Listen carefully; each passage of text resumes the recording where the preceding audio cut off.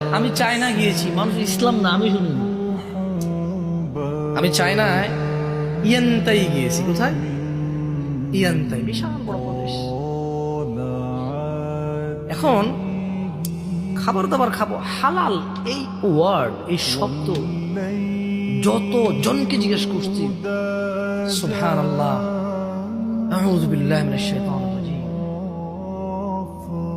যত জনকে জিজ্ঞেস করছি হালাল, কেউ বুঝে নাই, একজন সিঙ্গেল ব্যক্তি বুঝে নাই।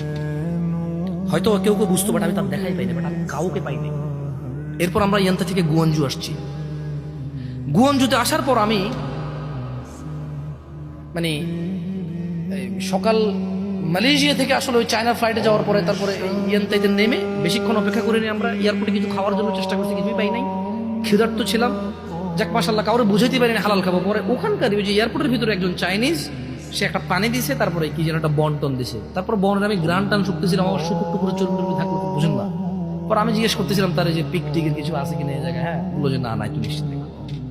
বাট তারপরে সে বোঝে নাই আমি কেন এটা অ্যাভয়েড করতেছি। সে বললো যে I don't understand why you avoid this. সে বললো যে তুমি কেন এটা অ্যাভয়েড করতেছো, বুঝতেছে না। পরে ওই যে যাদের কাছে, যারা আমাদেরকে রিসিভ করছে ফ্যাক্টরি ভিজিটে, ওরা এর আগে যত বাংলাদেশিরা আসতো সবাইকে একটা স্পেসিফিক রেস্টুরেন্টে নিয়ে গেছে, খাওয়াইছে। আপনি কি জানেন ওখানে ওরা হালাল মানে কি বোঝে জানেন? মানে শুকর নাই তার মানে কি? শুকর নাই তার মানে কি? মদ নাই তার মানে কি? হালাল। কিন্তু যে বিসমিল্লাহ বলে জব যে করতে হয়, বিসমিল্লাহ বলে জব করতে, এটা তোরা জানে না। এবং বাংলাদেশিরা, পাকিস্তানিরা, ইন্ডিয়ানরা, সৌদিরা, কুয়েতিরা, এই পুরো পৃথিবীর সমস্ত মুসলিম আমরা অপারগ হয়েছি।